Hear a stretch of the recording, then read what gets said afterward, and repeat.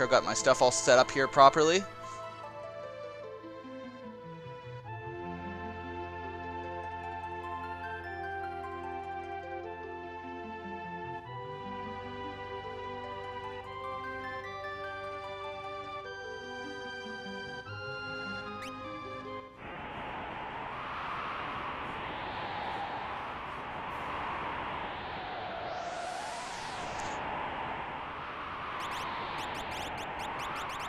Yeah, I brought the big guns tonight, guys.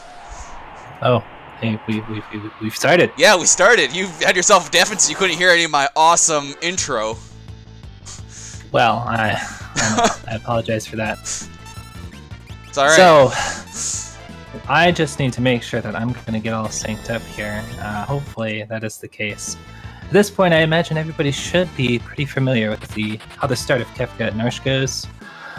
Do some menuing, increase the battle speed, or decrease the battle speed, increase the message speed. We're going to try to get a bunch of XP onto Terra. So we run away with our lovely soldiers here. I think I got my end synced up. Let me know if I'm too far ahead or too far behind, whatever the case is. For sure. It looks like they're all pretty synced on my end right off the get-go, so I'm pretty happy with this.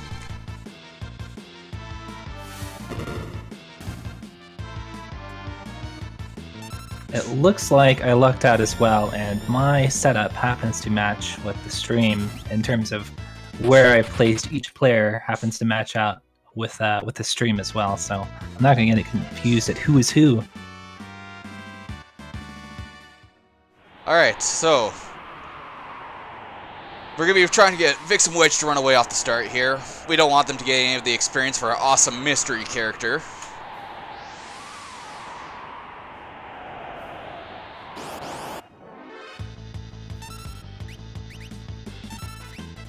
I think everybody's had success in getting Wedge and Vix to run away, so that's good to see. It's always a little heartbreaking when you know, Wedge or Vix just decides to stick around. There's a nice little safety you can do that I actually learned because of Neerrm doing it in one of his matches. Is you can take those middle fights if they don't run away from the first fight, and for the most part, it does fix your experience. Yeah, it will. I mean, whether you take those or grind some extra fights before picking up block, both of those will waste time, but it's not the worst thing in the world if it does end up happening. Yeah, the one thing that's nice about doing it, the encounters early in the Magitech armor, is that you can actually stay on step route afterwards as well. It looks on at least my screen that Neerrm is the first one to get to Welk. So how we're going to try to go for a quick kill on Welk here. Hopefully all the runners are going to get it, but basically the idea, soldiers tell you not to attack the shell. Well, they're lying to you. We are going to attack the shell. And by doing some ATB waiting, which is just doing an action, so a tech missile with Terra, and then sneaking into a menu, kind of pauses the ATB of Welk while we're still performing an action. And by doing that properly and then attacking the shell at a particular time, it's going to stall out the head from sneaking inside the shell, and it buys us just enough time for Terra to do 3 tech missiles, which should be enough to kill Welk in most cases. Looks like Neerrm is off to a good start here. Yeah, Go ahead. One thing to note is that if Welk does attack before you get off that fire beam on his shell, he'll still do the Gru and hide in the shell afterwards. Yeah, you can kind of fix it if you get a little bit bad ATB. You will have to change up the way you do your ATB waiting. And it looks like, as we see on Eli's stream, sometimes you get a little unlucky with a slime onto Terra, but unless it's the... Ooh, I didn't see what happened on JShydell's stream, but he's in a little bit of a scary situation. I think he tried to go for the quick kill, but then because he missed it... Yeah, that's probably what happened. So luckily, Terra is the one that's alive. So this last tech missile should do the trick, and he only loses about 30 or 40 seconds. Okay, there he goes. So not a quick kill for JShydell. Puts him 45 seconds or so behind, but it's certainly better than the alternative, which he could have died there if he wasn't careful.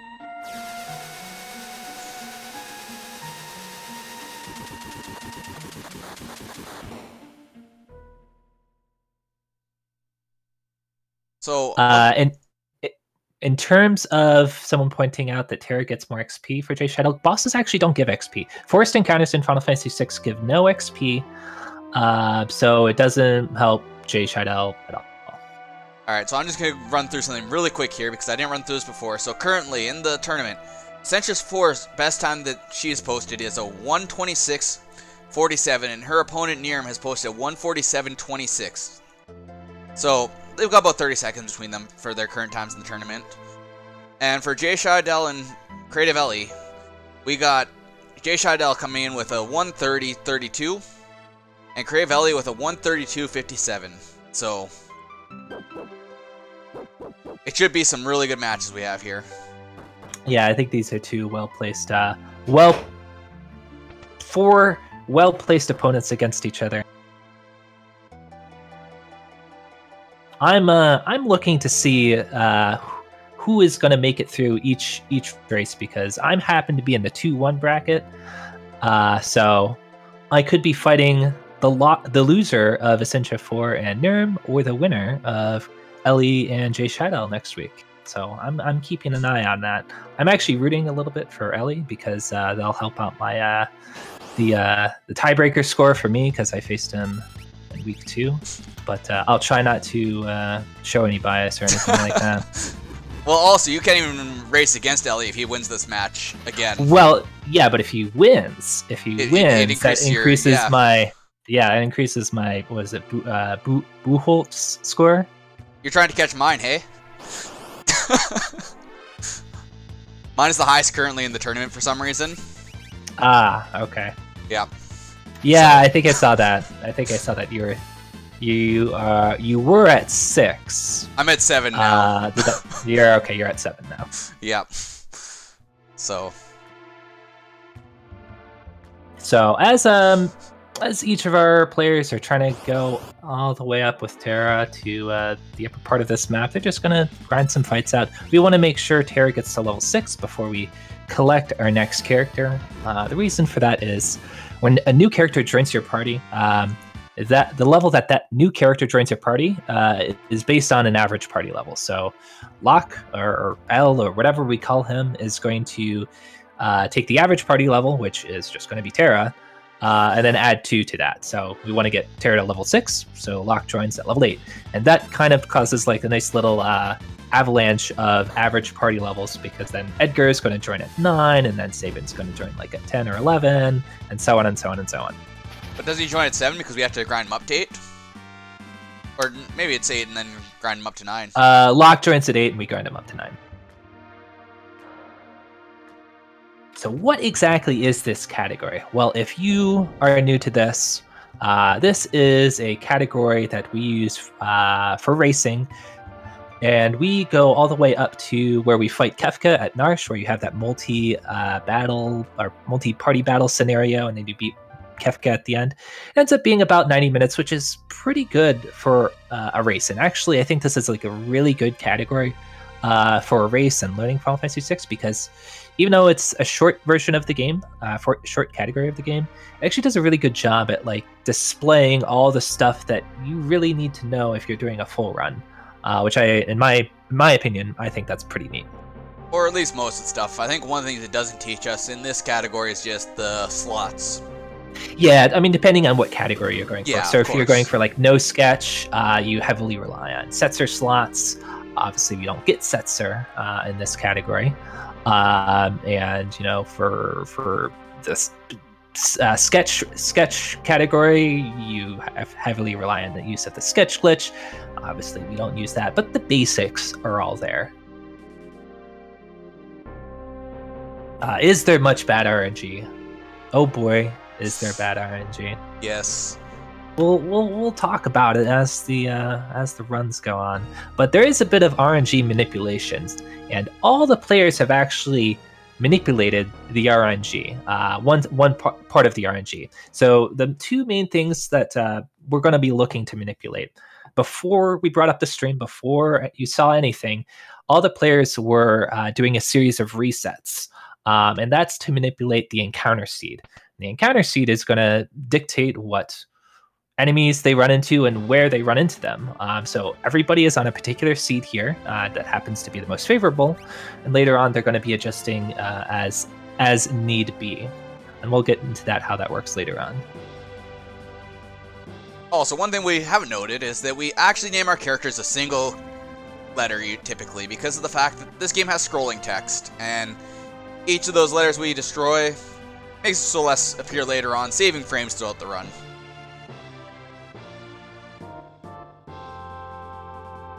So ideally, we have a bunch of people named L. I think Ellie actually named Lock Low or LO.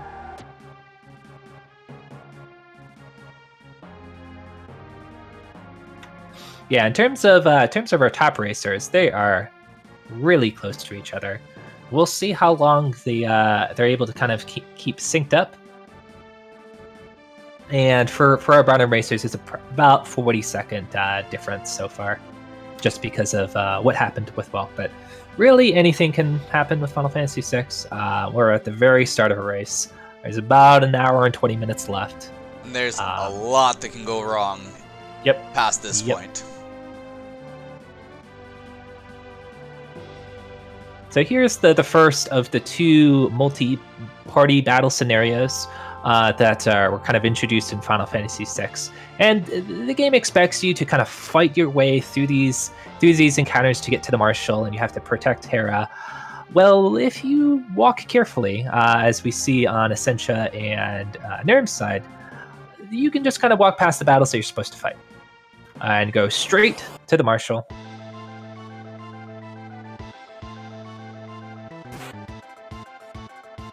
So one thing that the Marshal can do is he can actually stop one of your Moogles here. We really don't want him to stop Mog, because since Mog is a character we get later on, we can steal his equipment right now. And we're going to steal the pike and possibly the shield as well from him. Looks like Neerrm got a little lucky and crit with Kupan. So it should take a little bit less time for Marshal to die.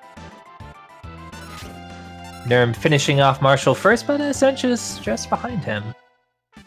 Yeah, they're within seconds of the kill on Marshal there.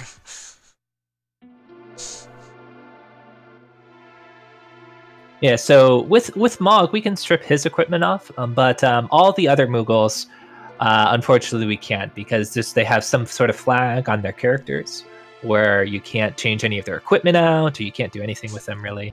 Yeah. But since Mog is an actual, spoilers, playable character that you get later on in the game, not this category, you can steal his equipment, and he's okay with that. From what I understand is that the other Moogles are placeholders for the other characters currently. For later on down the run. And since they haven't been initiated yet, they don't have anything available to them.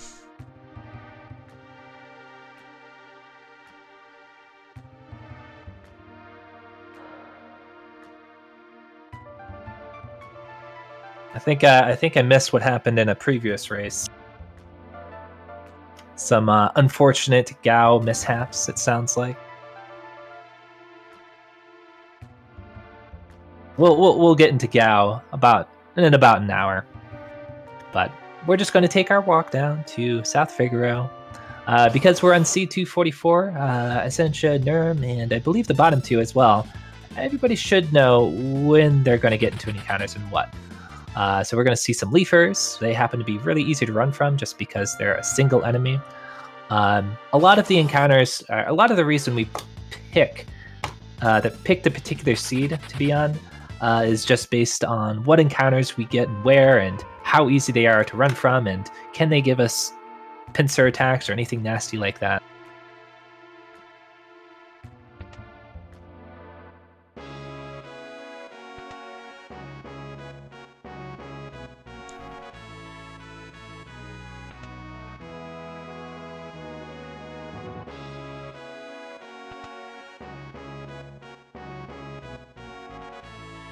So of course, Essentia and Neerrm still neck and neck, meeting our next character.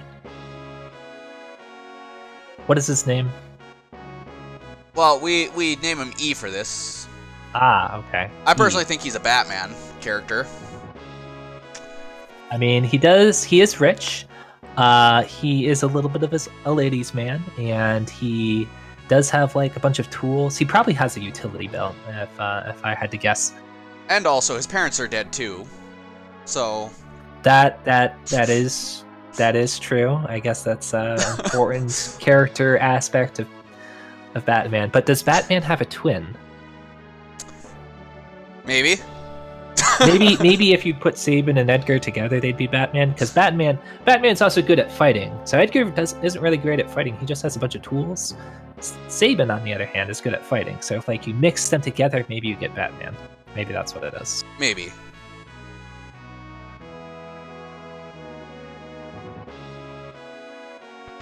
So I just have to point out the amazing sync against these two top racers here. Still just like... They're like frames apart each other. It's gonna stay like that for a little bit. At least until probably we get to Mount Colts, I would imagine. We may see some RNG affect that a little bit. You can get some different encounters that you can get into there in terms of maybe one person gets a bunch of preamps and the other person doesn't. I'm not gonna make any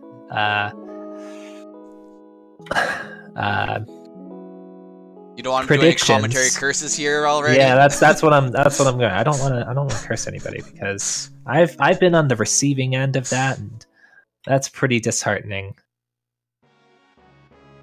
Yeah, it's always sad when you get commentary cursed and then...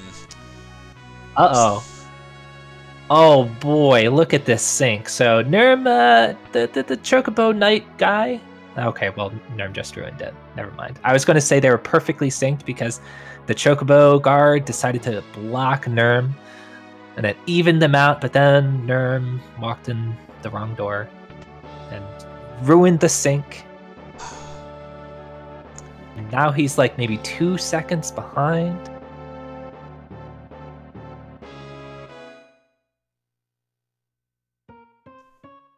Alright, so now we get our first real run-in with the main villain of our game here, Kefka.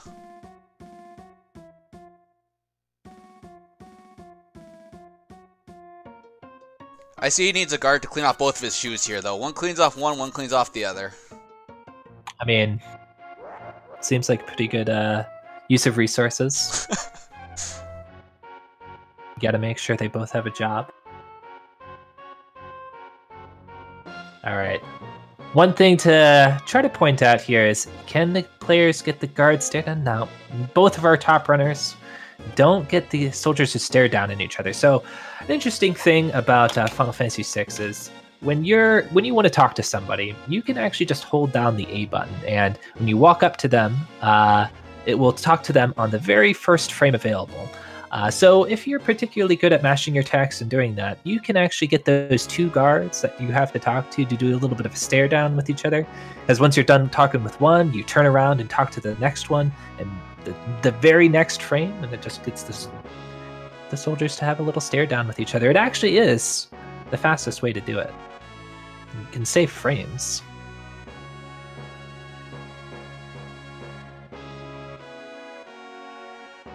Well, there's one I forgot to note with the start of this race also, is that there is also another extra competitor in this race here right now. We aren't race streaming him though, but he's doing a personal run right now for our races, since he's got a section where he doesn't have an opponent to race. Okay, yeah, you can because we have an odd number of racers. There's always going to be one person who gets a bye. But in terms of tiebreakers, it's still based on, or partially going to be based on your average race time. So by doing a race, even though he doesn't actually have an opponent, he can just help out his average race time.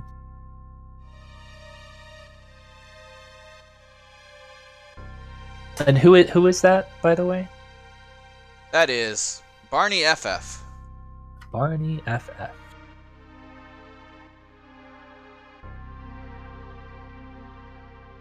All right, well, I think I've had enough cutscenes for now. I'd like to get back into gameplay. Right? So let's go ahead and do that by talking to our awesome soldier up here who somehow calls chocobos for us that we have hiding in this castle. Don't you think it's convenient that they have exactly 3 chocobos here? It's almost like they planned this out.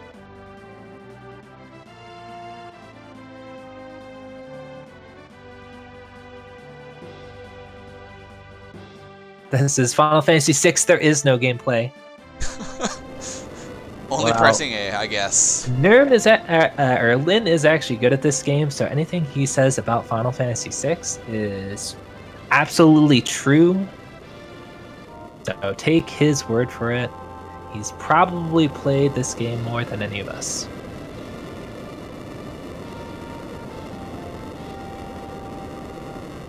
How is he so good at this game if all it is just pressing A? I don't know.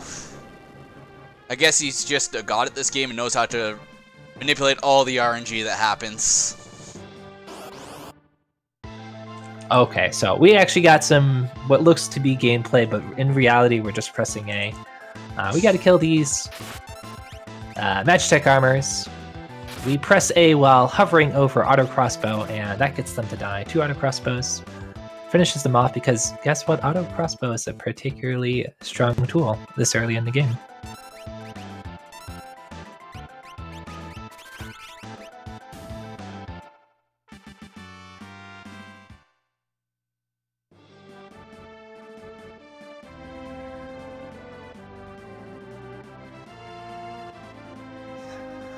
All right, so I'm gonna wait and see if our top runners are gonna get desynced at all, because guess what?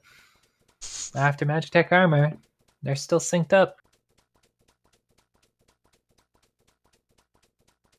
Some people will choose. So I believe we saw Essentia equip the Mythical Shield on Terrace. You can choose to do that, and that just provides a little bit of safety while walking through Mount Colts in terms of keeping her HP up.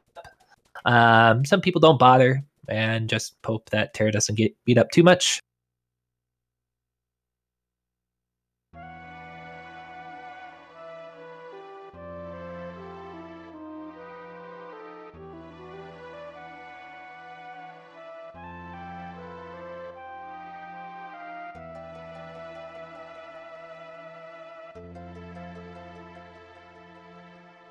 And so while walking through this cave to South Figaro, again, we're just going to be kind of grinding out the encounters along the way. Auto crossbow's pretty good, and it's actually a little bit faster than running away just to kill these guys, because they all die in a single auto crossbow. And we do need a little bit of XP and money, so might as well. So, okay, here's where the RNG comes into play. Essentially getting a back attack, which just makes it a little bit longer to get out of this fight.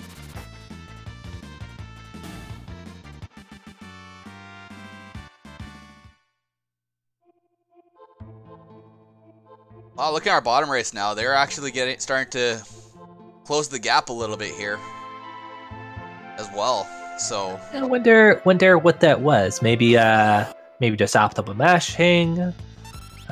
Maybe Ellie got blocked by some NPCs. I'm not too sure, but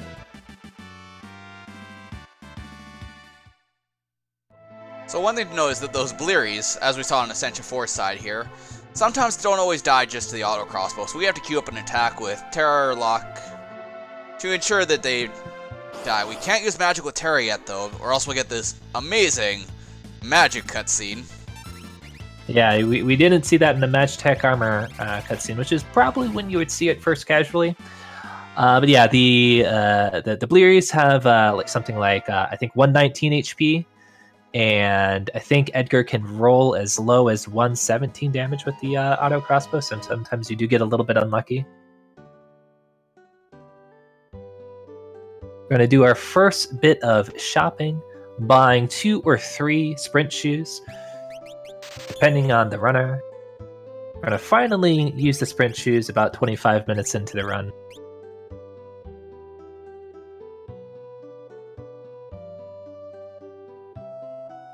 Oh, there's still plenty of time for the RNG to swing against Neerrm. Yes. So just because Essentia's a few seconds behind now due to a little bit of bad RNG, we got an hour left. Also, I just want to point out that I love this Chocobo vendor here. Because of the fact that we already rode a Chocobo, and he's just like, hey, do you want to know how to ride a Chocobo? He doesn't give you an option. He's just like, I'm going to tell you now, anyways, no matter what. You have to get your Chocobo license. He can't sell to you unless you have a Chocobo license, which he gives you after telling you how Chocobos work. So because Edgar's the king, he can just do whatever he wants in his town? In his castle? I mean, it's sure. Neerrm opting to fight these brawlers in a preempt. Unfortunately, you can't one-shot the brawlers until you get the Atlas armlet. But he might have decided to do that just to help out the XP a little bit. By the time we get to the end of Mount Colts, we want to have Edgar at level 10, Locke at level 9, and Terra at level 8. So we do need to fight some encounters. Yeah, and I think it might be just in case Locke doesn't run away from one of those 4-pack encounters, just to help out the experience just a little bit that way. Yeah, I'll give him a little bit more time to adjust. It looks like he might have taken a step too far. He might be a little off step. Actually, no, he's not. He's actually a step ahead. So we want to distribute the XP in a certain way. And I believe Neerrm's gonna try it here. Gonna try to run away with Locke in this first fight. Edgar and Terra need a little bit more XP than Locke does, and it looks like Essentia and Neerrm both got Locke to run away on that first fight, which is actually a little tricky just because sometimes Locke just doesn't want to run away in that very first fight, but nobody knows why. And he's just a jerk. As we were talking about the chance of this match swinging back and forth, Essentia is officially in the lead again.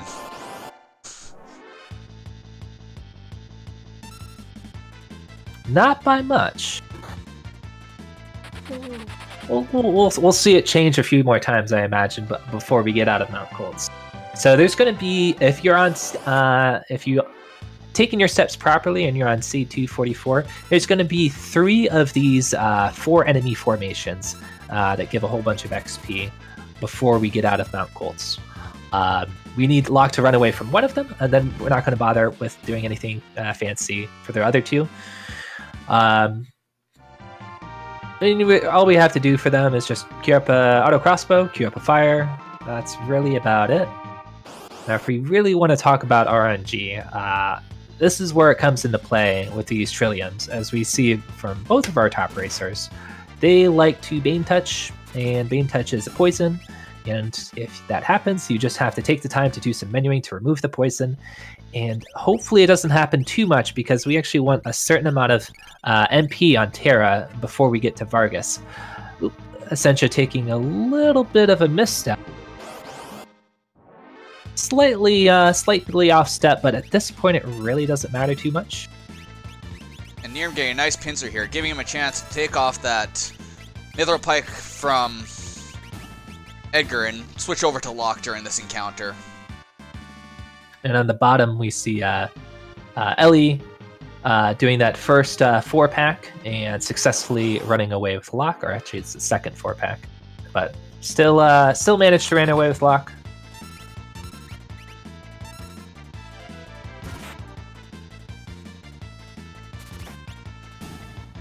And JShydell also doing that menuing, giving the Mithril Blade onto Locke. And we just do that because we want to give Locke a little bit of a damage boost when we get to Vargas. And we're just going to be auto crossbowing anyway with Edgar, so he actually doesn't need a weapon. Neerrm decided not to heal that poison off an Edgar right away. He probably wants to keep... Okay, so he was probably thinking, I really want to keep 20 MP with Terra, because that's the amount that you'd really like, I think, before going into Vargas. But he does decide to heal it off, because, yeah, it can be hard to see, and it actually does quite a bit of damage when you're just rocking around. Getting another Bane Touch, this time on Terra, really unfortunate. And he's just going to power through it.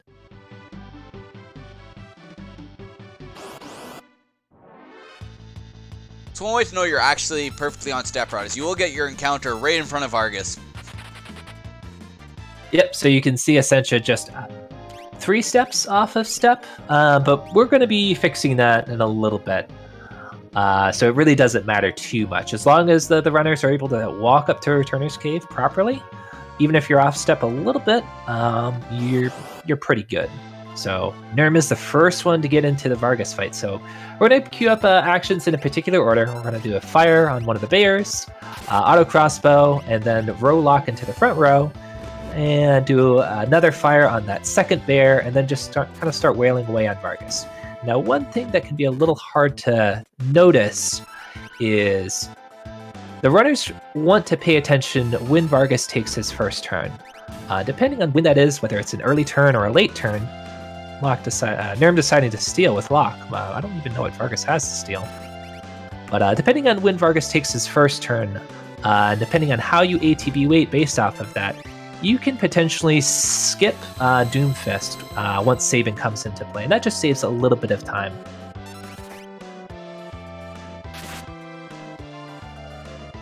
I think Neerrm was just expecting Locke to be on fight there, and he wasn't, so...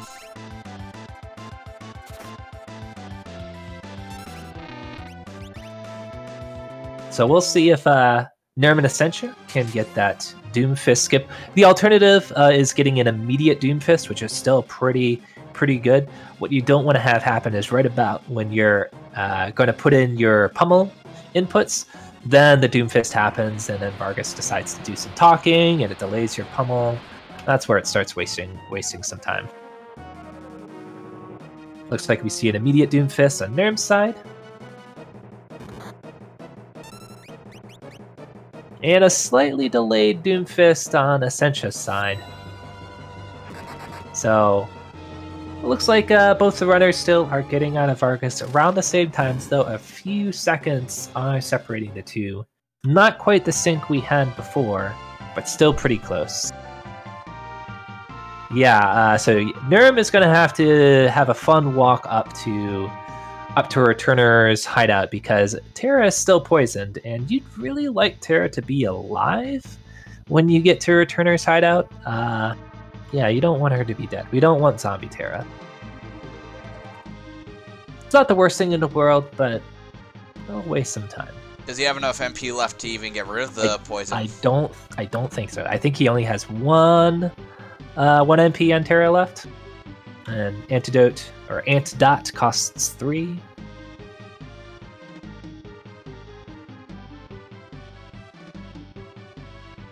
Oh boy, this is going to be fun to watch. Look at all that pixelation. Oh yeah. Unfortunately, it doesn't make a sound like it does in like Final Fantasy, or at least as good of a sound as it does in Final Fantasy 1. So as long as Terra gets out of this fight alive, this is fine. Terra, get out of the fight. There we go. Okay, we're all good. We're just gonna have to deal with some poison Terra for a while. You notice that? Okay, since Neerrm was on step perfectly, he didn't take the walk up there quite super optimally, but it really only matters if you get off step a little bit. You see, Essentia is going to be trying to hit these special tiles that you can't actually see, but they're still there, where you can't get encounters on them because they don't generate threat. Also, shoutouts to No Softlock for both of our runners on the top. There is a chance you can softlock here. We actually saw one of them last night on my channel. But one of the one guard that's walking around over to the right there can actually walk in between you and the other guard and get stuck there.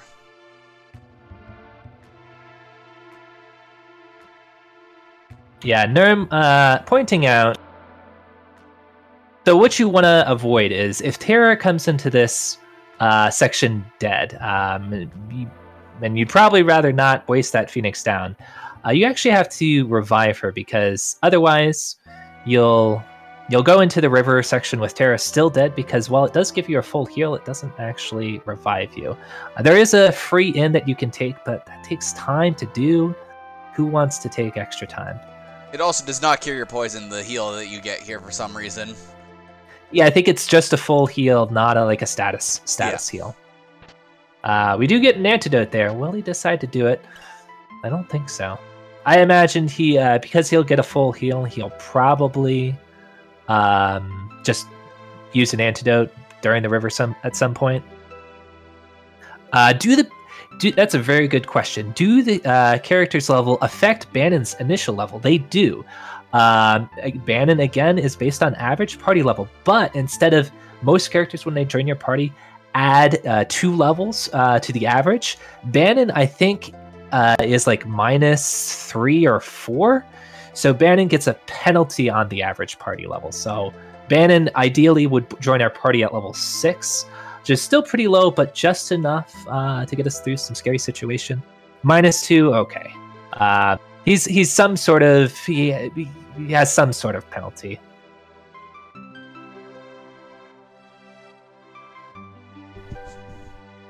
So in some cases, if you don't get all the levels you need, Bannon can join your party at level 5, and that can make Ultros a little scary because he'll die in a single tentacle. You don't want that.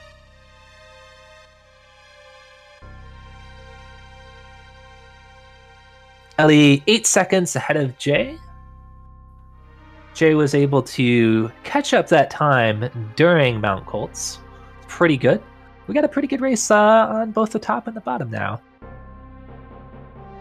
So something that everybody's going to be doing is rejecting Bannon because we don't want to tell him yes. He's going to ask Terra, hey, help us out, and Terra just says no to him a bunch.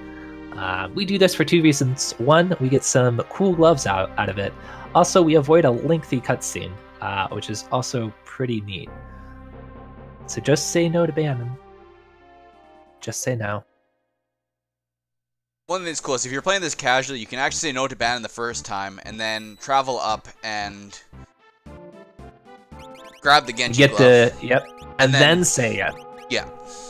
And you can get both the gloves and the gauntlet, but that still takes some time.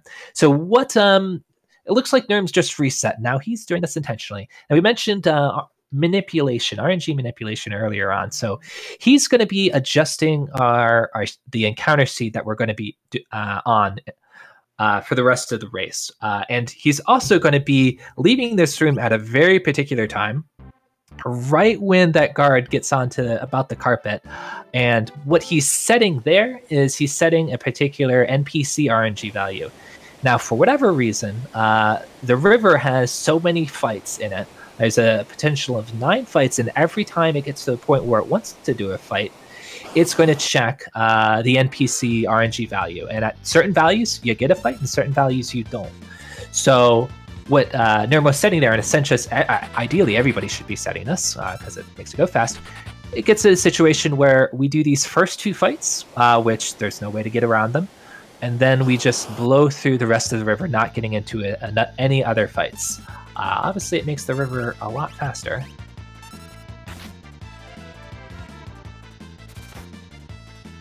And Neerrm and I would imagine Essentia 2 are going to take this fight from the Petrodons with Edgar only, and this will boost Edgar's level up to a level 11.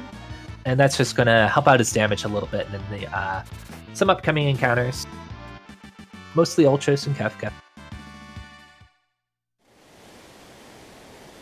Now, for Kefka Narshe, it looks like Neerrm didn't quite get that NPC value to the exact place it should be because he got into an extra encounter. We'll see if he might have just set the value like 1 value too early, and that might be the only encounter he gets into. But that encounter has put Essentia back in the lead. Yeah, I think he just didn't quite wait long enough while he was going before he left that room.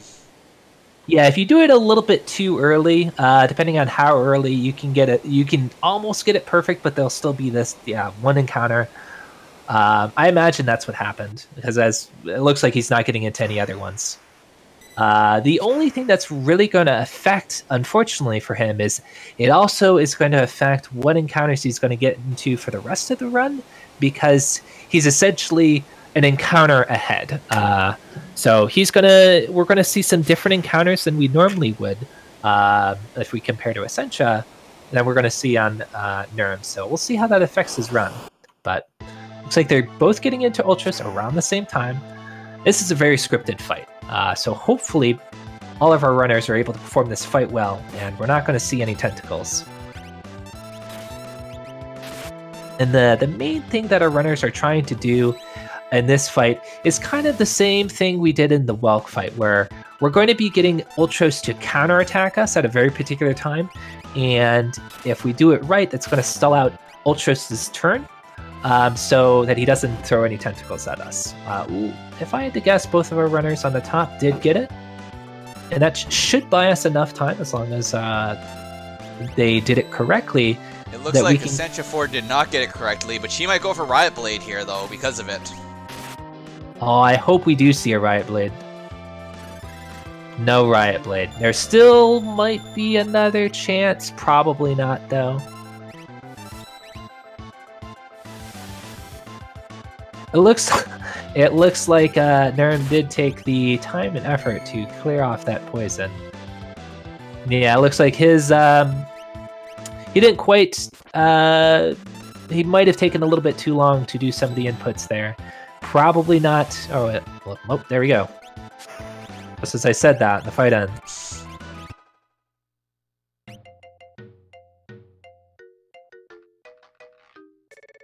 Looks like I might be a few seconds ahead. Sorry guys for the spoilers. I'll just pause for a second or two.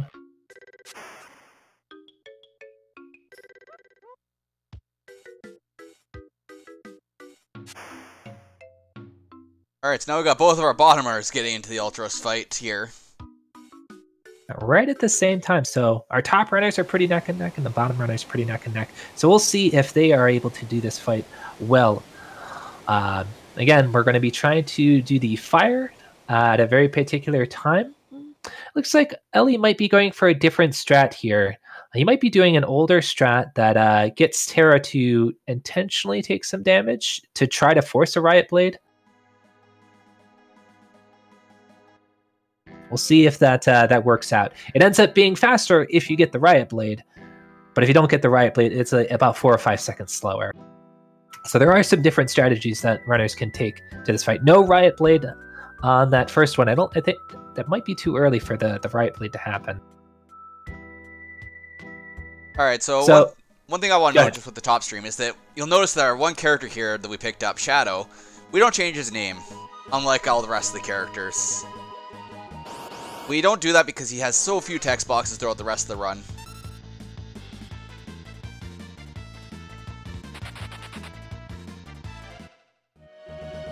So we didn't see a Riot Blade on Ellie's side. So an older strategy that some people still elect to use tries to get Terra to low HP just to get her a chance to do Riot Blade. So Desperation attacks, how they work, Riot Blade happens to be Terra's. If your character's in critical HP, after about 25 seconds of battle have passed and you do a normal attack, you have a 1 in 16 chance to do your Desperation attack. Riot Blade, being Terra's, will finish off the fight because it does a whole bunch of damage. They're all really cool to see, and you probably don't get to see them too often in casual playthrough. And it adds a little bit of swag too. So even though Ellie went for that, he didn't get the Riot Blade. That puts him just a little bit behind coming out of Ultras, when he was just a few seconds ahead coming into Ultras. But top racers and bottom racers are still pretty neck and neck. Yeah, there's still lots that can change in this run. There's still a huge point of RNG coming up very shortly here. Yeah, I kind of wish that we started counting the number of lead changes for both the top and bottom races, but I'd imagine we'd be at a pretty high number by now. Yeah.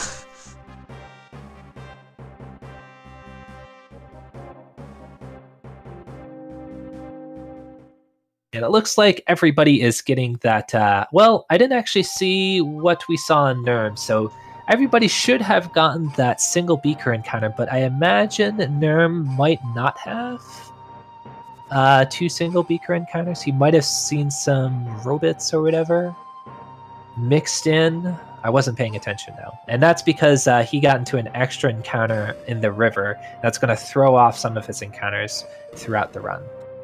But shouldn't affect things too much, at least right now.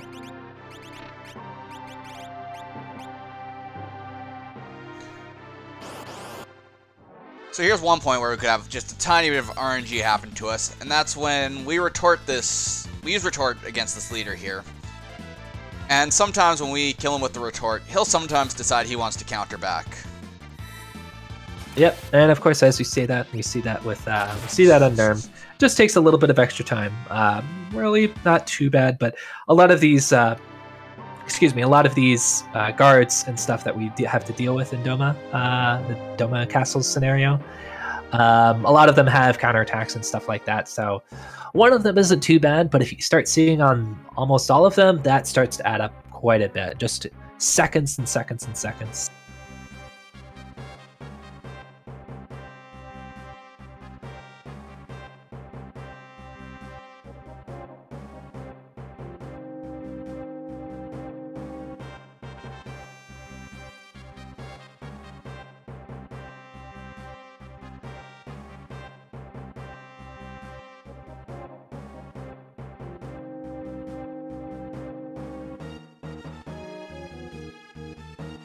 Ali not deciding to rename Cyan. Maybe he just likes the name of Cyan, or doesn't feel like renaming him.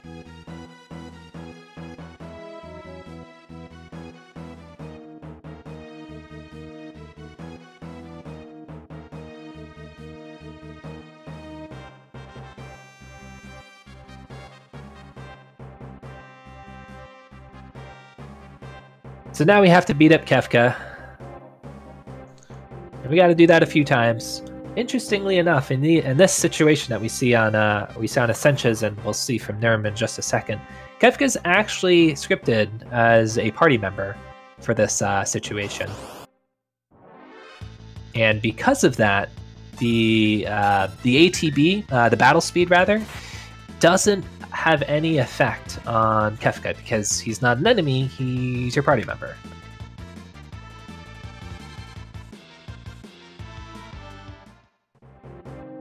Yeah, so now that we've gone through 2 encounters on Essentia's side, we're going to see the battle speed move up, and we're going to steal all of Shadow's gear, and we're giving back his sword, because he needs to still be able to attack things for us.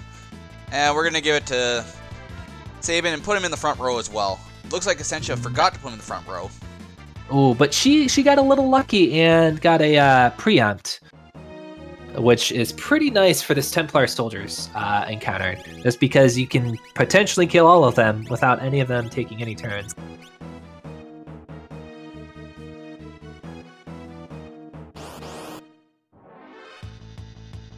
No such luck on Neerrm's side in terms of a preempt. We might see a dog. We do see a dog. Good doggy. So that's going to speed up the... I'm not sure if it does actually speed up the fight at all or not. It definitely does when it's right off the bat like that. We almost saw 2 doggies.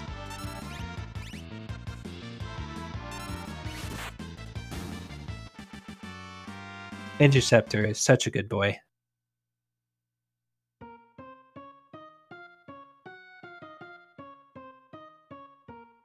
Now Kefka decides to make the river into some Kool-Aid here.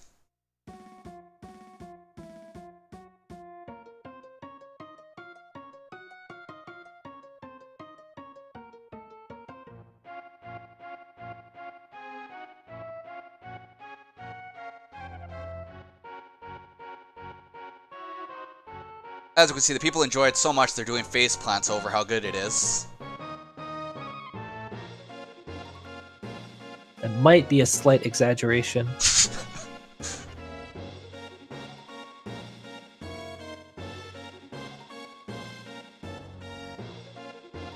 Maybe. Let's see if we see any good boys on our bottom stream.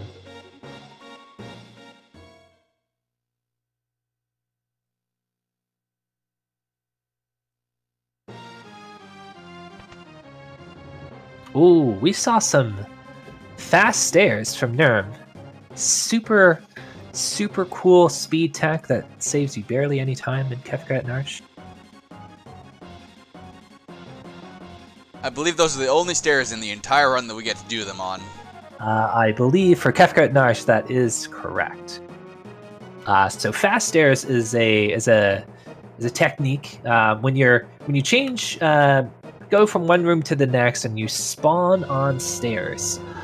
For whatever reason, even though you have sprint shoes, if you start running down the stairs, normally you're not running at sprint shoe speed. But if for whatever reason, if you press up or down while on the stairs and then start to move, you'll move at sprint shoe speed. So essentially what we're trying to do is we're holding up or down, and then as soon as we load into the screen, like we want to basically be pressing down or up for one frame and then start moving. So it can actually be a little tricky just because it can be hard to know exactly when the screen has loaded.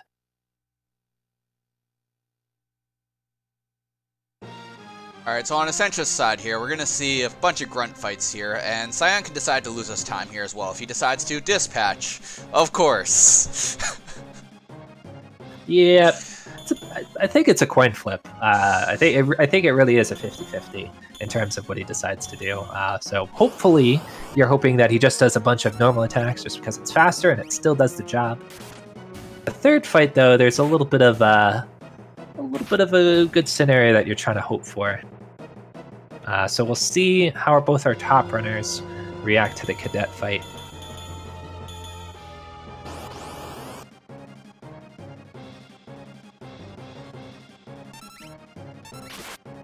So ideally what we want to have happen on Essentia's screen is Shadow takes the first turn, then Cyan takes the second turn, hits the guy in the front, which didn't happen.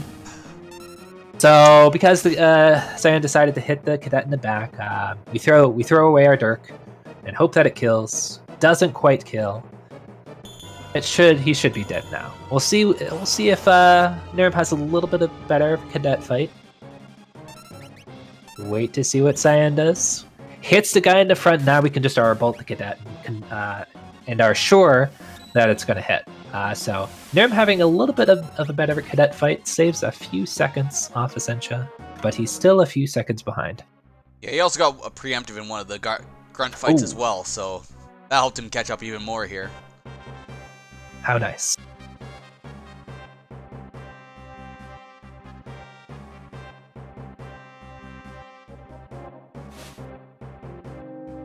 And both of our bottom runners are getting into those three fights around the same time.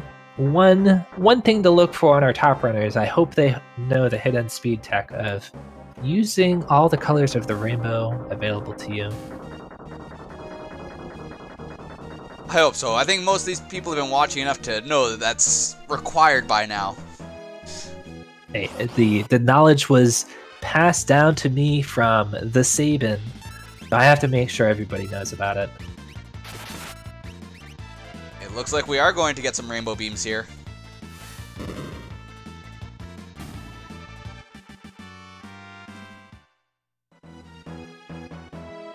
The one cool thing with the rainbow beams is it actually doesn't lose you any time at all to use all three different types of beams on these fights. Yep. Hidden speed tech that actually doesn't take any time, and it doesn't waste any time. Somebody asking in chat, would skipping Shadow altogether be faster? Yes, as Neerrm pointed out, but it's a lot more dangerous because you have... So for that Templar Soldier fight, you would have to get through it with Sabin all alone by himself, and you don't have Shadow's equipment. The ninja gear that we steal from Shadow is pretty good, and it gives you a nice little defense boost. So you'd have to get lucky in that fight. But if you could get to that fight with Sabin alive, then it ends up being a little bit faster, just because you don't have to deal with Shadow, and then Shadow doesn't have to leave your party.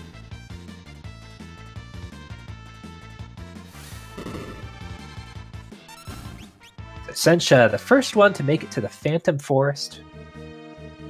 Choosing to burn some of her steps early that she has as well.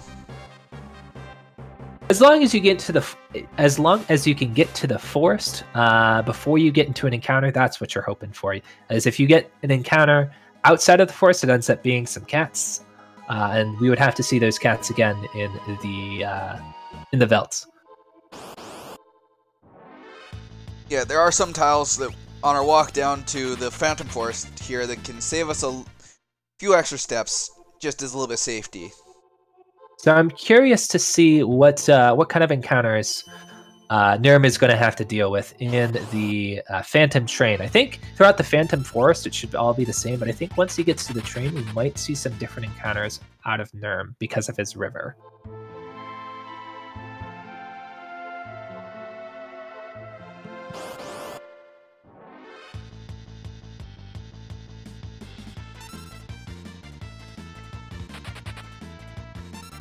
Let's need to make sure that our bottom runners are properly used. I think Ellie's going to be disappointing me. I think he's only going for fire beams here. Ellie. SMH. So both Ellie and Neerrm not doing the awesome. Oh, Neerrm didn't either? No, Neerrm didn't either. Man. What are you guys doing?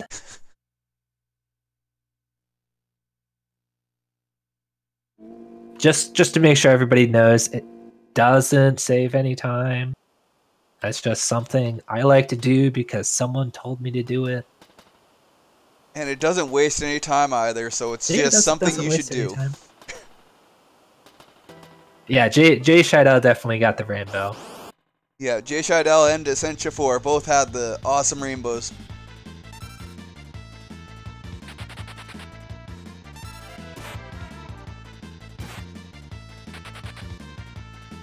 So notice when Neerrm got those still going, that still going encounter. He got it in the train 1 while Essentia got it in train 2. So this encounter, he actually is going to...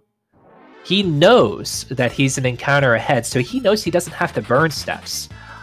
Good thinking on his part, because normally you would have, as we saw Essentia did, you want to burn steps in the second train car, because if you don't, you would actually get some, you would get a 4-pack Whisper encounter.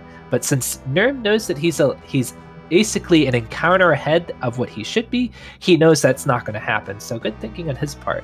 That's also going to be awesome for him for walking from the train to the forest or to the falls, because he'll have extra steps that he can misstep here now as well. Yeah, that's right. And I think he can still. I think he'll have to deal with an extra. There'll be, I think, a 3-pack bomb fight that he'll see at the end of the Phantom Train. But yeah, he's essentially a few steps ahead, just an encounter behind.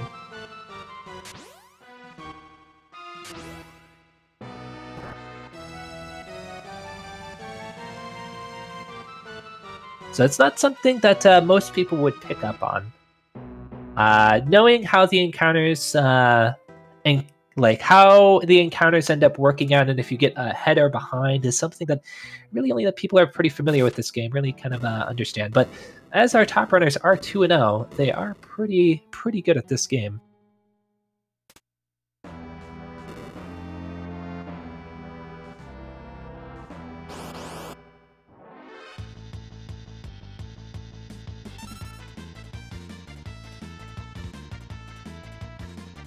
So here's an encounter that normally you wouldn't see on Neerrm's side because, again, how the encounters have infected him.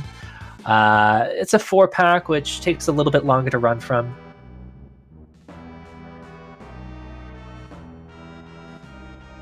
I think we'll see one more. We'll see this bomb, and then I think a 3-pack bomb from Neerrm next.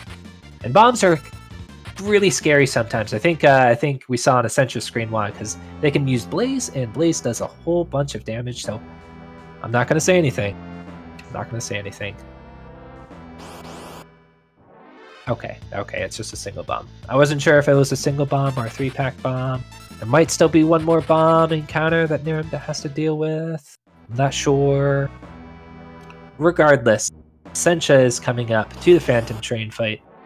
Okay, here's that 3-pack bomb I was talking about. Yeah, so we aren't going to get to see a suplex on Essentia's side at all. Are we? I don't know. Oh, Sabin's dead. No, we aren't. I was like, man, you're spoiling it for everybody. I haven't even gotten there. Oh, Sabin's dead. It's just not happening. I would imagine Neerrm is just going to go for speeds too.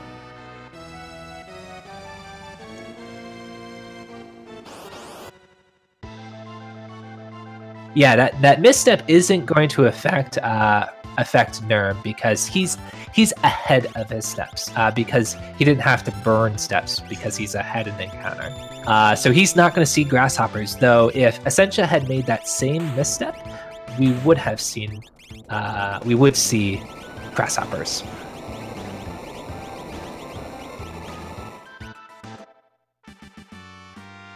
So both of our top runners out of Phantom Train. Looks like Essentia had a sub-hour Phantom Train, 49:43, and Neerrm had a 1 hour and 5 seconds, so about 20 seconds separating our top runners. Yep, no suplex. Hey, we're in the 2-0 brackets. You gotta go fast, man. Essentia even says she was going to suplex the train for us. Well, she gets it by because she couldn't. Yes. I'm pretty sure that Ellie is gonna, for sure, suplex that train, though. I would imagine he would.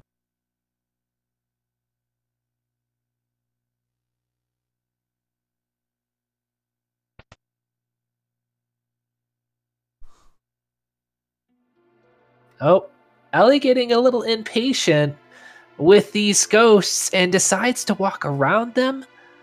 But unfortunately, that means he's going to see some grasshoppers because you got to be patient for those ghosts to move out of the way. So we're going to see an extra encounter on his side right before Baron falls, and we'll see that encounter again in the belt. Also, he's not picking up his earrings either. Missed the earrings. That's going to cost him a little bit.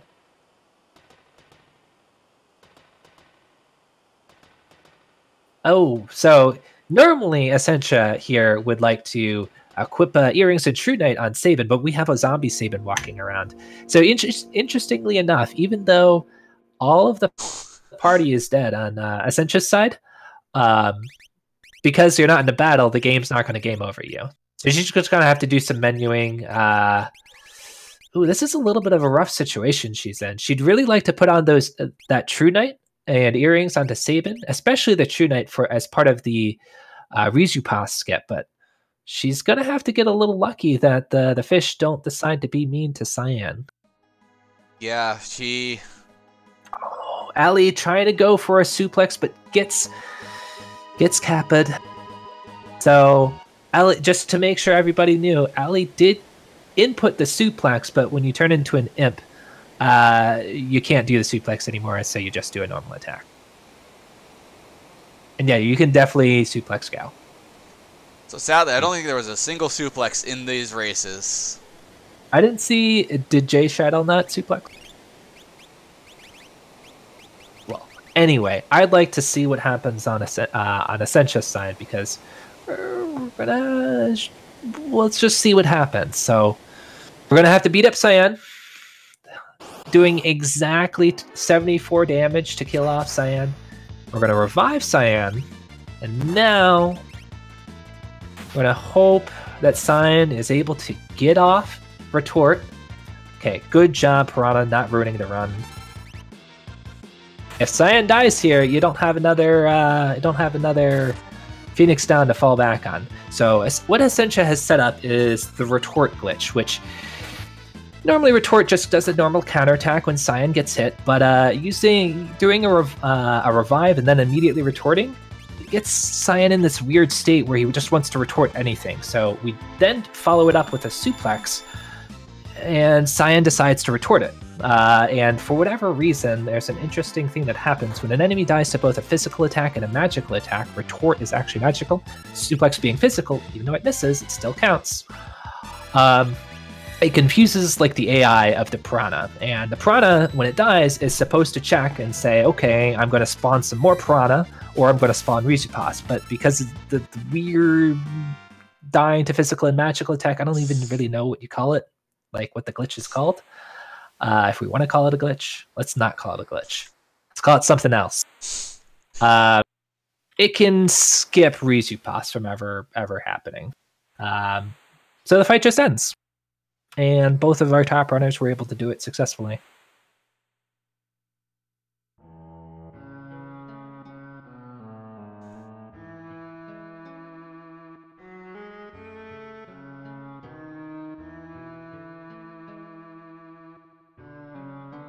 The JShydell getting into his waterfall fight.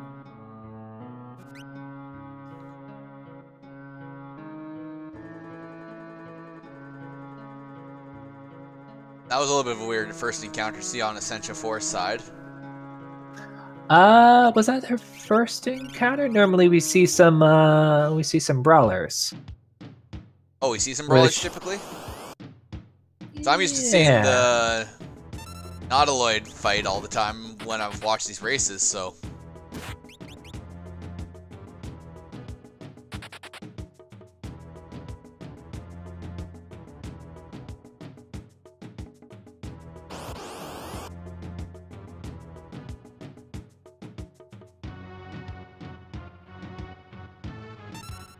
Yep, as pointed out, Ellie did get crosshoppered.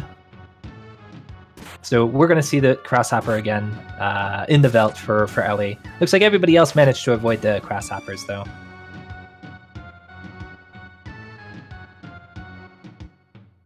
We stop by Mobliz, pick up our dried meat.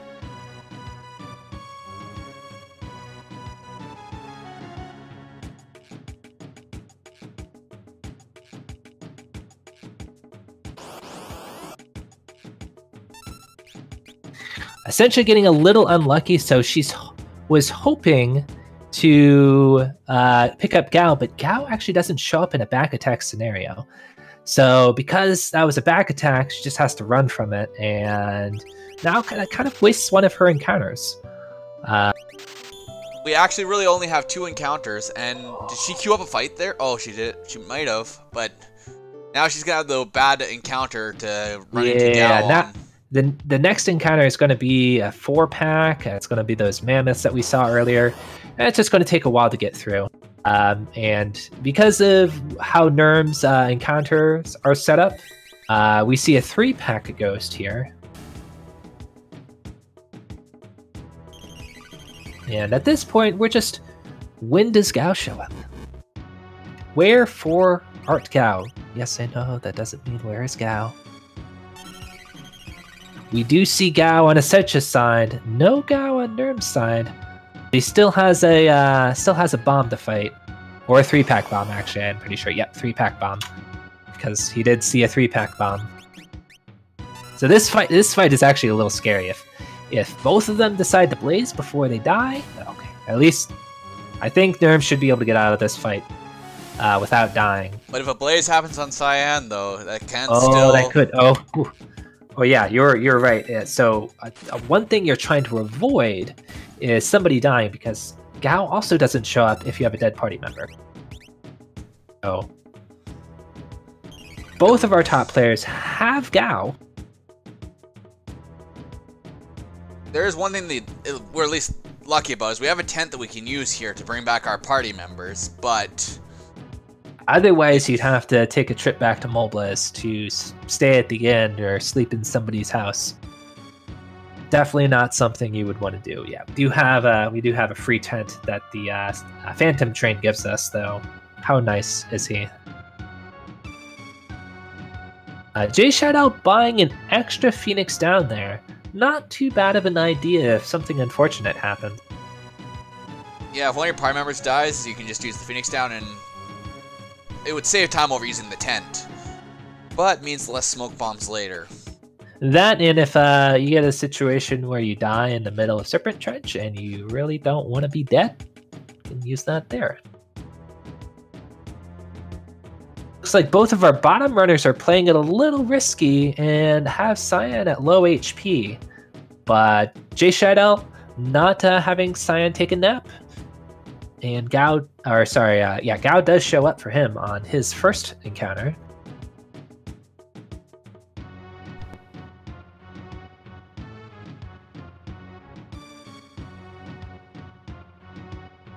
Oh yes, properly posting kappas in chat.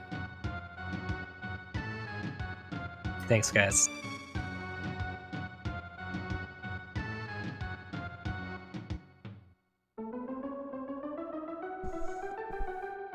Here's that crosshopper encounter that Ellie has to deal with. Yeah, so one thing that's scary with these grasshoppers is the fact that we could get berserked. And that's dangerous for if Gao does decide to show up for us. You could have someone accidentally beat up poor Gao. Luckily, that didn't happen for Ellie. Gao shows up, doesn't accidentally beat up Gao. We didn't see any suplexes on Gao, though. Jeez. I think someone should have had decided to suplex Gao just because. Maybe we'll get to see a Kefka suplex. Oh boy. That's a bad idea, don't do it.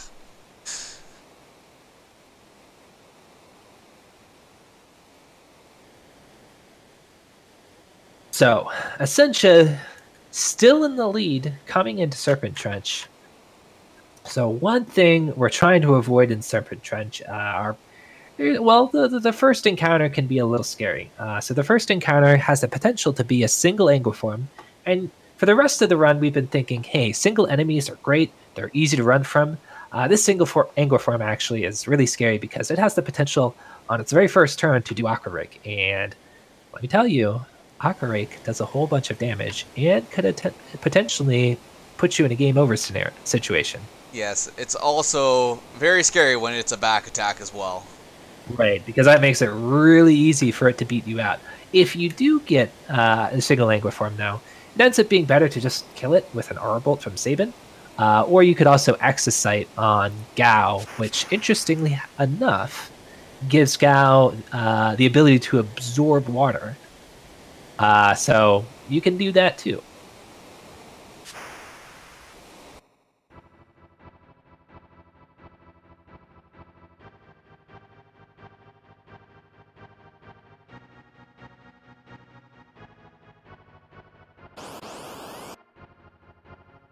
The other thing you're just trying to avoid, as you're always trying to avoid, pincer attacks tend to be pretty nasty here. And back attacks. I said it after it happened to Essentia, just to make it clear to you guys. We're not trying to commentate or curse anyone in this run.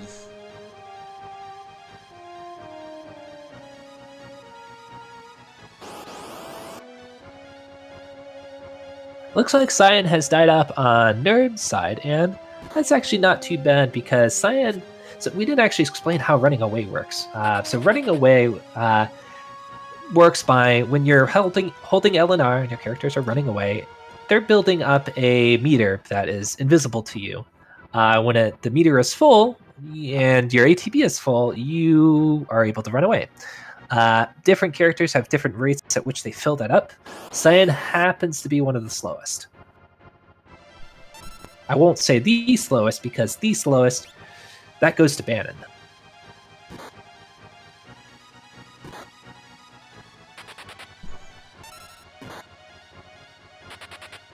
It's it's a single Aqua Rake, single Anglerform encounter, which is has the potential to be the very first fight in the Serpent Trench. I don't think we saw it from any of our runners yet. But we still do have one runner to still enter it, so... Yeah, we could see it from Ellie. So yeah, Final Fantasy VI, a lot of enemies have different AIs when they are by themselves. Like they get desperate or something and tends to do a bunch of scary attacks when they're by themselves.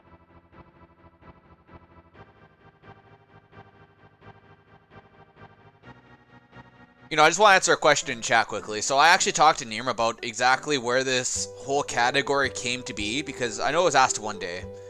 He told me that there used to be a weekly race of different Final Fantasy with shorter categories that happened every week, and they kind of derive from that. Interestingly enough, I know that Phantom Train races used to be a thing for Final Fantasy VI. So they'd go up the first hour of the game and go up through Phantom Train, and it would end at Phantom Train. I don't know how often that was really done, but I know there are races on SRL that have that as the category.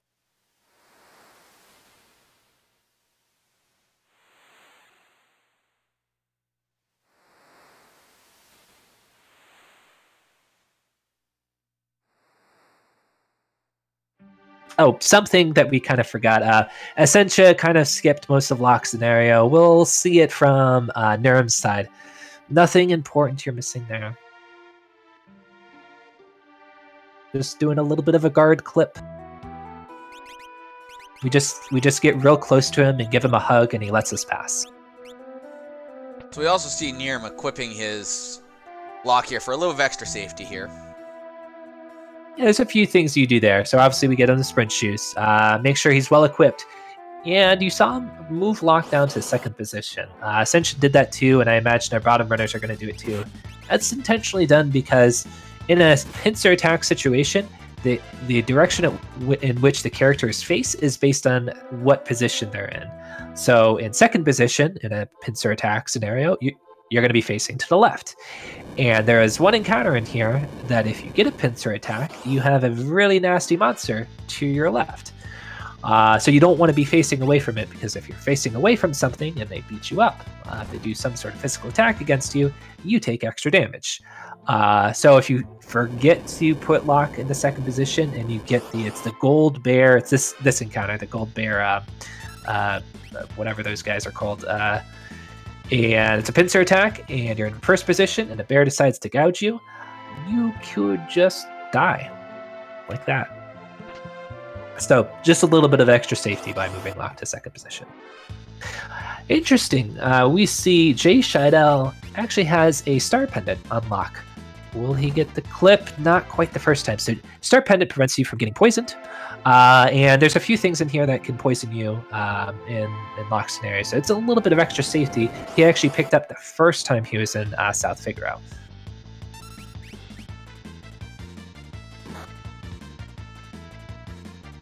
I like Ellie's gold count right now. With the smoke bombs he bought, he has officially no gold on him anymore. Luckily, this fairy guy is nice enough to let us hop on for free. So with the tunnel armor fight, we picked up a nice little item in Locke's scenario. We picked up the thunder rod, and we can just break that over the tunnel armor, and it completely avoids magic defense. And we will always see a 1,448 damage use on it at this fight. Yep, it will always. Rods in Final Fantasy VI, of course, they cast a level 2 spell of their elemental choice. They always roll for max damage, which this level 9 Locke with nothing special on, it happens to be 1448, and yeah, piercing magic defense is actually really good.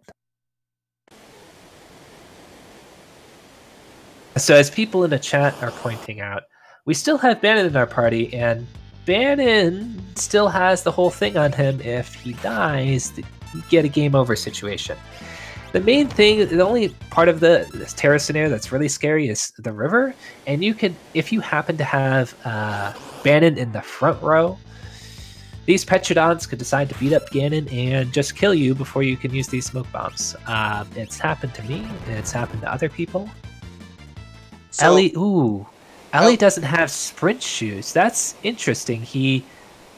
Hopefully he realizes I think he realizes that he can do the clip by just standing here and then opening up the menu. He does. So yeah, you don't need the sprint shoes. But this is going to make Locke's scenario a little bit slower. He's already behind. So that's going to be just a pretty unfortunate disadvantage for him.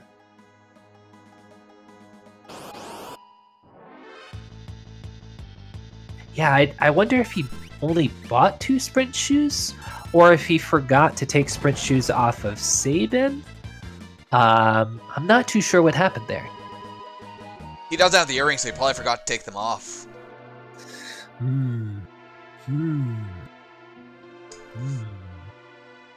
It's the only explanation I could have for that.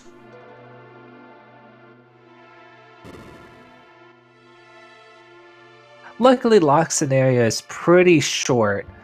I don't know how much time it really affects, but God, it's just, he's just so slow. Oh, we're probably going to see something different here. I'm not too sure what Neerrm is going to do, but on Essentia's side, she's going out of her way a little bit to pick up the Rune Edge we saw there. And we're going to need to throw that on to Edgar to boost his damage up a little bit for the Kefka fight. The alternative, that some people do is instead of needing that rune edge, is getting the rune edge is to buy an extra mithril pike while in Nikia. Rune edge tends to be used for longer runs of the game. You can sell the rune edge later on, and you'd rather not have to buy extra stuff because the money route ends up being tight. But this is Kefka at Narshe, and money isn't really all that important.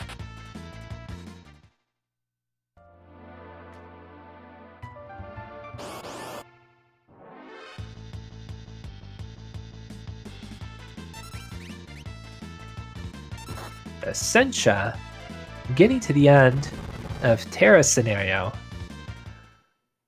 a little bit ahead of Neerrm. It looks like Neerrm bought the mithril pike as he's not picking up the rune edge.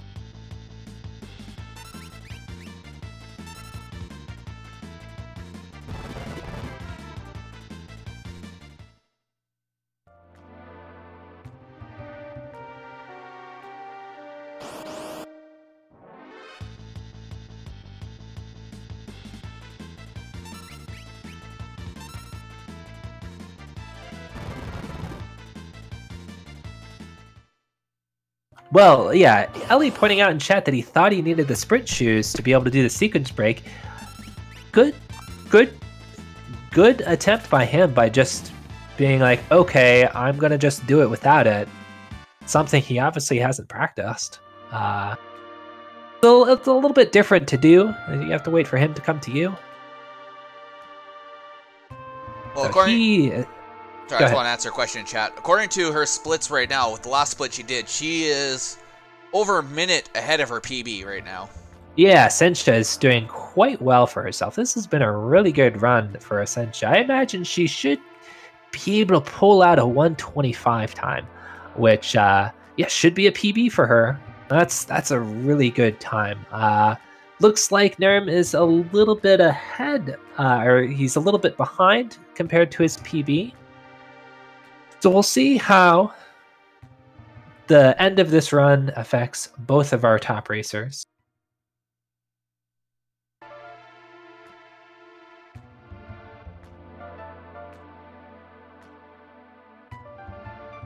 There just happens to be a whole bunch of encounters at the very end of Terra's scenario because Essentia skipped some encounters by getting the rune edge. It looks like Neerrm got into more encounters. I think he only got into one more encounter, but it ends up being a little bit faster to not get the rune edge as opposed to getting the mithril pike.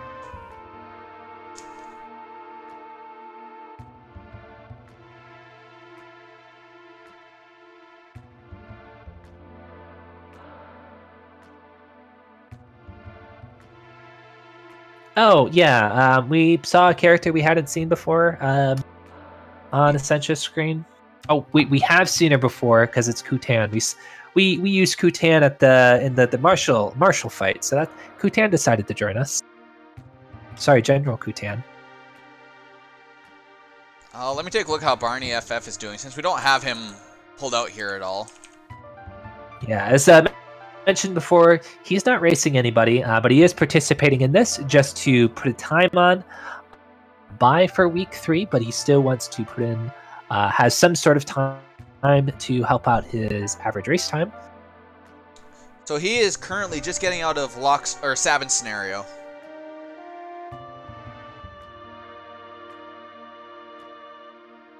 Something to point out while we were talking about PBs, JShydell is, let me read it, is about 1.5 minutes ahead of his PB.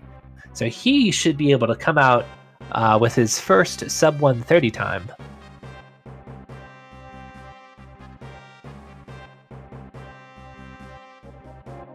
So, Essentiafour getting to the start of Kefka fight, or start of the Kefka scenario.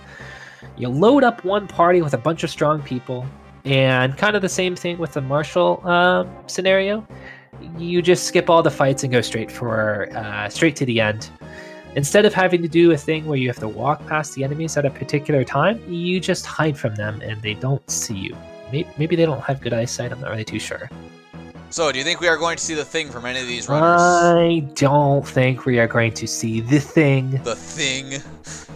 So the thing is something, yeah, definitely not from Essentia. It's something you could do at this point on Essentia's screen or a little bit earlier, where instead of waiting on the side here, you just go straight in them before these brown soldiers go ahead, and you're able to clip past them by doing some party swapping and menuing at very particular times. It's pretty difficult to do, and it barely saves any time, but it looks cool. Saves 8 seconds if done right, but if done wrong, loses 20. Or 2 minutes or something like that. It loses a bit of time. So Kefka, Essentia's the first one to get to it. This fight can be a little tricky when you're first learning Kefka at Narshe. The main thing you're trying to do here is get 2 aura bolts before Kefka is able to take a second turn. We see that on Essentia's screen, so that should mean she is in a good situation to finish this fight off. As long as she doesn't... well, I'm not going to say anything. I'm not going to say anything.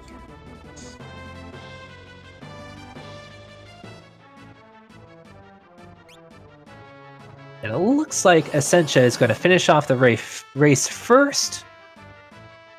I don't have SRO up, but her official race time is a 1:26:01, but she did get a 1:26 almost flat here.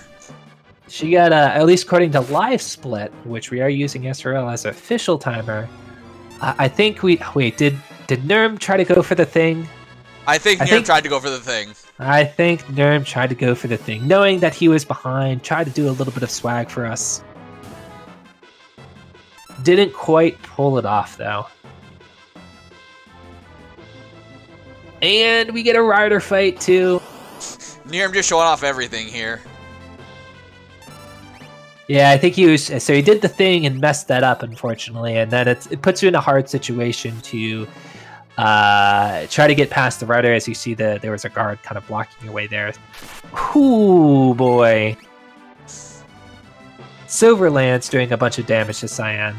Yeah, the rider's actually really scary. Yeah, the rider is almost scarier than Kefka in some ways. Yeah, he can just straight up one-shot you. He's not even healing Cyan because he probably doesn't have a Phoenix down, going right into the Kefka fight. Let's see how this goes. I'm gonna have to do some praying to see if he gets through this fight. It's gonna be pretty difficult for him.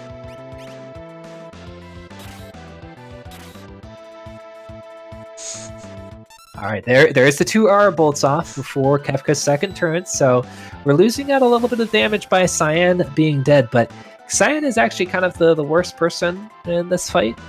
Gao barely living. Well, it's better that Gao took that poison anyways, because Edgar's going to be the second most damage-dealing character in our party here. Will we see an Ice 2? No, we don't see an Ice 2. Edgar takes an attack for us. That should be a little bit more time. Maybe another attack from Gao. Oh, yes. Nope, not even. JShydell did save. Okay, yeah. Neerrm finishing off with a 128 something. 16, according to our SRL channel. 16. And right on to JShydell's. He did safety save. Knowing that he is a little bit ahead, he has the time to do so. Looks like the fight's going well for him so far. And he's able to finish off not too far behind Neerrm. Coming up first in his race. We got an official SRL time for him as a 1:28:49, which is a PB for him, I do believe. So that is by about almost 2 minutes. 1:28:47 according to Live Split. So GG to JShydell and GG to Essentia being the winners of our race. GG to Neerrm for showing off some swag at the end. All right, let's go ahead and get you guys some music for Ellie's fight here, since he told me he's not using a mic. Just setting up for Kefka. So he's a little bit behind, mostly because he got into an unfortunate situation where he didn't have shoes for lock. He didn't have sprint shoes for lock scenario, so he had to walk the whole thing. He's still ahead of his PB currently, so that's awesome for him. He even got a gold split on locks scenario as well, even without the sprint shoes. So yeah, I imagine because I imagine he had a good Velt compared to his PB. I don't know how often he does seed manipulation. I imagine he's done it before. Just something must have happened in his PBs or in his previous runs that Velt hasn't gone so well. Imagine that's where that gold split comes from. yeah, he hasn't been practicing this but he is one of the people who does run the full category of this game. Yeah, he used to run no sketch, I believe. I haven't seen him do it in a little bit of time, but he's a pretty experienced runner of Final Fantasy VI. He does still want to do it from the sound of things. So okay. I think the full game, especially no sketch, is a really cool run. If you haven't seen anybody do that, I would recommend it. Yeah, let's see how this fight goes for him.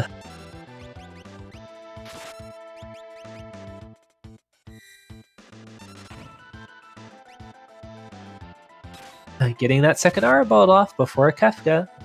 He's up for a good setup. Now, one thing that we pointed out a while ago, he doesn't have earrings, so Sabin's damage is a little bit lower, about 100 damage lower than we would normally see it. And unfortunately, Cyan taking a bunch of damage from Kefka. I think that was a crit. We'll see if he has the damage.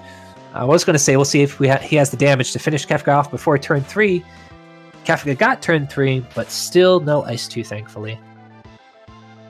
And he finished his race off. All right, his official SRL time is a 1:31.25.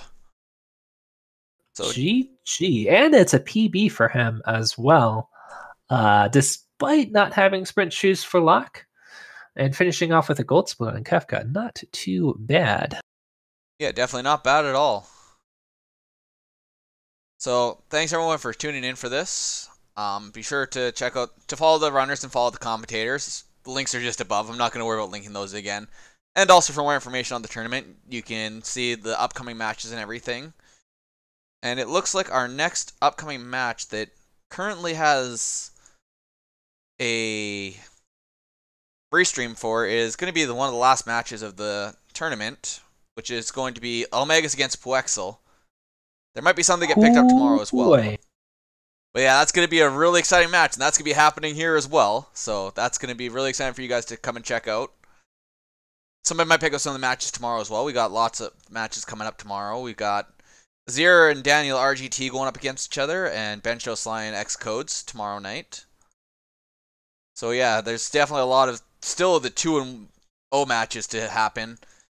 And one thing that's important to mention is that even though the Ellie lost his match here, he's still got one more match to go through, even though all the people who are 1 and 2 right now do not have any chance to make it into the bracket, sadly. Yeah, I think only the 3 and 1 crowd